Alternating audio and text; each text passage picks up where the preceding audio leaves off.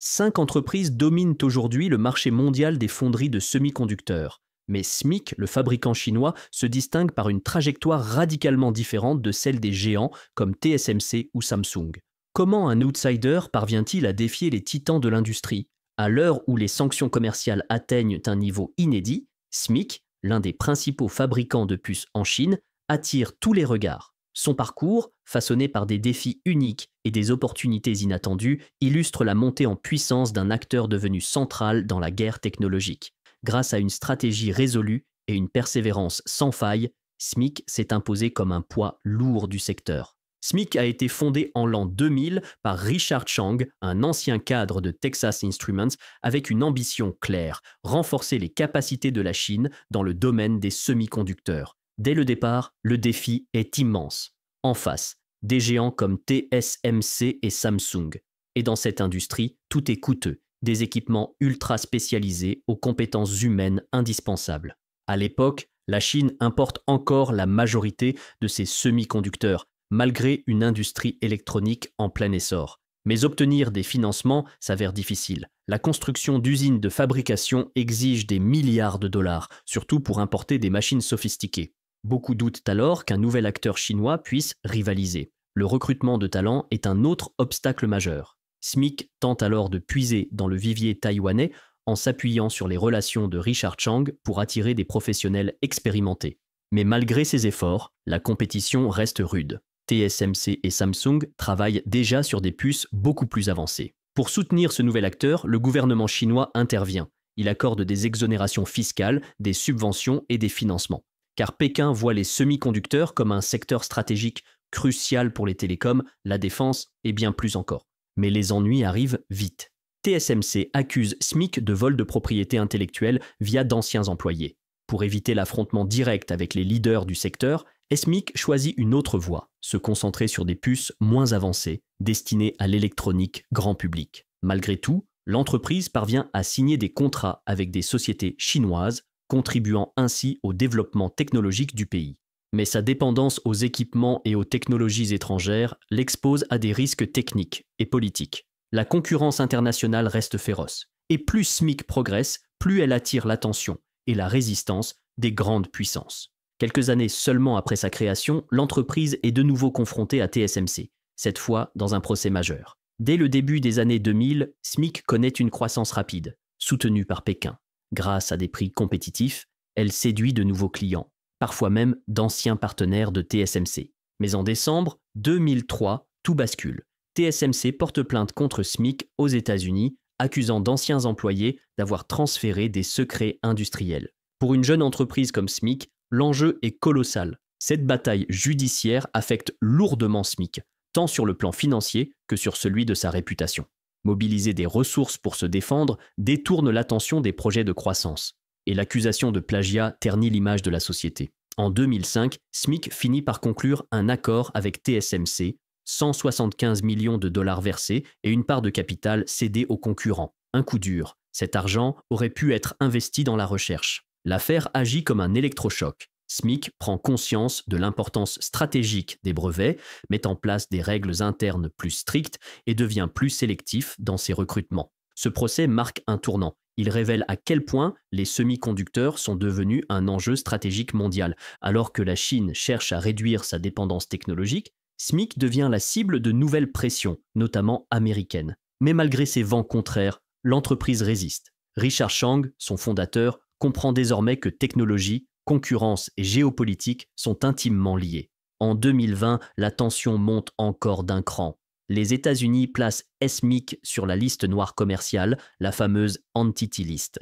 Résultat, l'accès aux technologies américaines est brutalement bloqué. Une décision lourde de conséquences. SMIC ne peut plus se procurer les équipements nécessaires à la fabrication de puces avancées, notamment en dessous de 10 nanomètres. Dans le monde des semi-conducteurs, plus le nanomètre est petit, plus on peut placer de transistors sur une même surface. Résultat, des performances accrues, une meilleure efficacité énergétique et une puissance de calcul décuplée. Avec ces restrictions, SMIC se retrouve exclu de la course à la pointe technologique. Pendant que TSMC et Samsung avancent déjà vers le 5 nanomètres, la Chine voit s'élargir le fossé technologique. Mais cette sanction révèle aussi autre chose. l'importance stratégique de SMIC dans la quête chinoise d'indépendance technologique. Pendant des années, la Chine a dépendu de l'étranger pour ses puces électroniques, une faiblesse majeure dans un contexte de guerre commerciale. SMIC n'est plus seulement un fabricant de puces, elle devient un symbole de la souveraineté technologique chinoise. Pour contourner les restrictions américaines, l'entreprise se tourne vers de nouveaux fournisseurs au Japon et en Europe. Moins performants que les équipements américains, certes, mais suffisants pour maintenir la production et répondre aux besoins des clients. Cette réorganisation de la chaîne d'approvisionnement devient un pilier de sa stratégie de survie. SMIC se concentre alors sur des technologies plus anciennes, moins soumises aux restrictions. Et ça tombe bien. Ces puces sont encore très utilisées, notamment dans l'automobile, l'électronique grand public ou les télécommunications. Cette stratégie permet de valoriser le savoir-faire existant, de contourner les blocages à l'exportation et de répondre à la demande, notamment durant la pénurie mondiale de semi-conducteurs. Peu à peu, SMIC devient le symbole de la résilience technologique chinoise. Les médias chinois saluent sa ténacité. Pour Pékin, SMIC incarne les ambitions technologiques du pays. Et malgré les sanctions, l'entreprise poursuit son expansion. De nouvelles usines voient le jour dans plusieurs grandes villes chinoises, souvent financées en partie par l'État. SMIC prouve qu'il est possible de continuer à avancer, même sous embargo.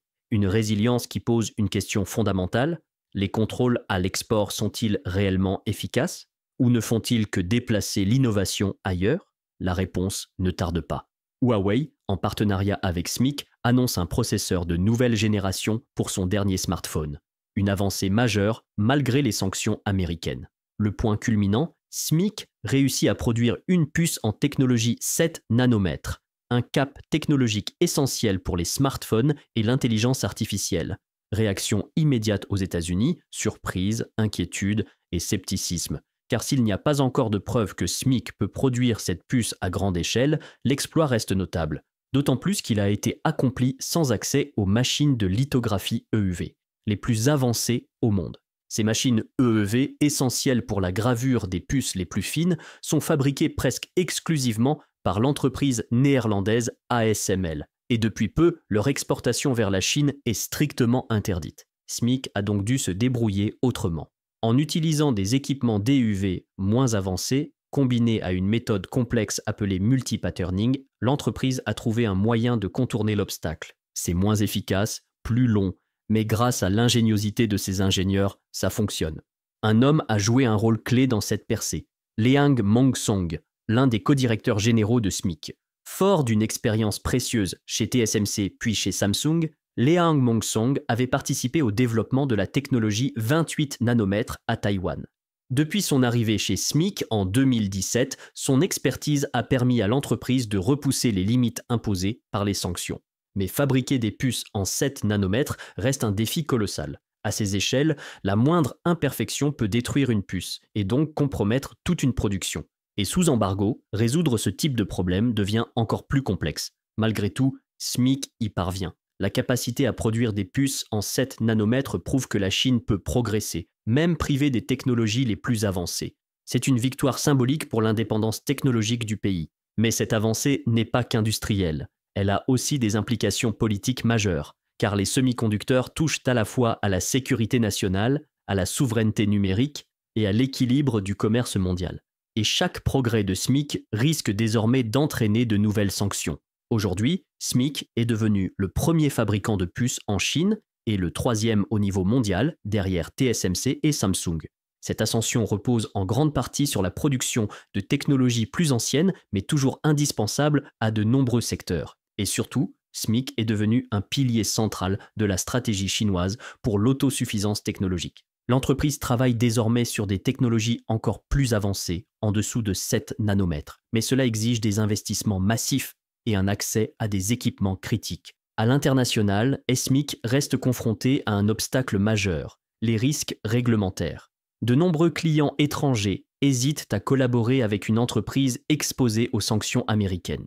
Ce frein limite ses perspectives de croissance hors de Chine.